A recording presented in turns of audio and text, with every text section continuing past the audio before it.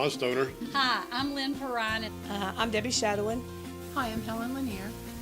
My name is Susie Perrine Bagwell. Hi, hello, my name is Corey Brown. I'm Sarah Brown. My name is Julie Miller. I'm Shirley Perrine, and I've been going to Camp Cowen for a long time. And in the 1980s, I was a camp pastor at Senior High Camp at Cowen. And for the consecration service one week, we did a scene where we had one of the students hung on a cross.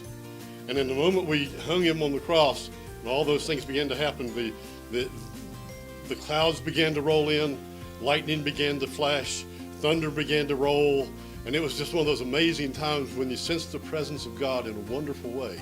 And you find yourself having the cold chills going up and down your spine, and God says, I am here, I've loved you this much, I've done this for you.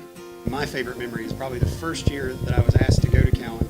I was asked to play in the worship band, and of course playing music all week long was a blessing, but Thursday night when we had consecration service, we started playing and we got to doing the final worship song and doing the altar call, and they said, as long as kids are coming forward, just keep playing. So we literally played I Am Free for a good 25-30 minutes straight while kids just kept coming forward, and it was just an amazing evening seeing the Lord work like that. I was working with some kids at family camp, maybe junior high age, and we were learning to sign the Lord's Prayer that week. And we took a hike up the Gauley River. I love to go rock hopping. And I remember checking the time, and we were almost out of time, and I said, we've got to get back so we can practice this, because we were going to do it at Vespers. And one of the kids said, why do we have to go back to practice it? Why can't we do it here? And I thought, do it here. And all of a sudden they spread out up and down the Gauley River, each one on a different rock. The sun is shining.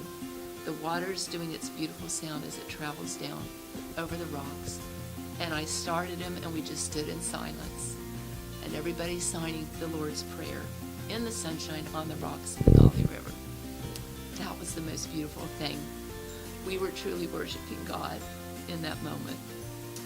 But one thing that was always a guidepost in our family, we like to camp and we like to travel in the summertime. And so sometimes we would make a trip across the United States and we'd come back and we'd be gone 5 or 6 weeks.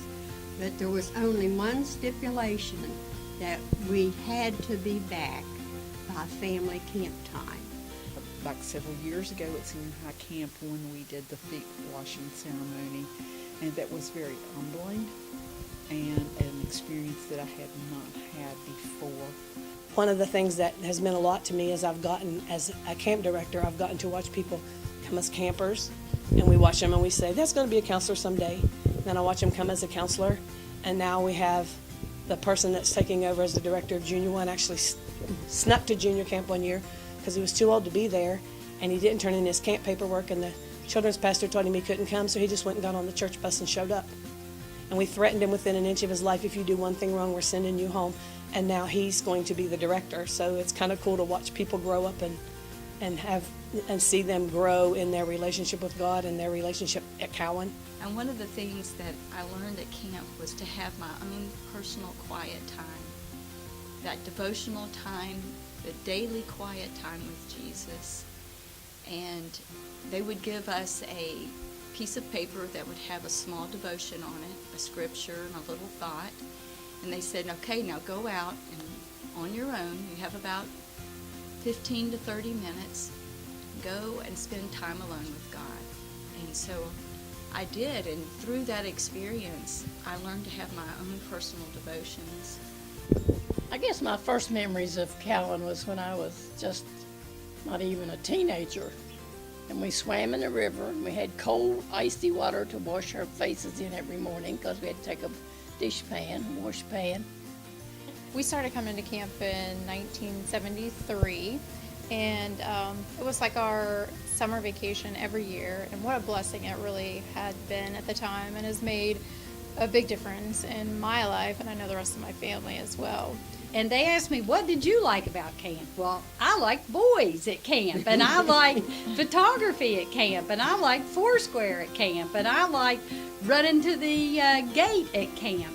I guess what I liked most about camp was that it's such a safe place to be, both in your spirit and in your physical being.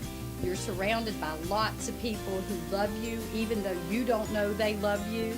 And it's a great time that you can be together, you can worship God. And best of all, you meet boys and girls and old people and young people. And best of all, it sticks with you for your whole life. My dad was the kind who was like a camp grandpa. He loved kids. And after campfire, many kids said, let's go to the gate and back. And parents would say, oh no, it's too, I don't want to. And Dad would say, send them to me, I'll take them. So my dad for many years would walk the kids from Camp Cowen after campfire all the way to the gate and bring them back. And they had such fun. And to this day, camp is my most favorite place on this earth. Cowen is so instilled in me and in my family that we can't get away from that. And I know anyone who comes doesn't leave the same way they came. I like bananas. I know mangoes are sweet. I like papayas. For papayas, nothing can beat that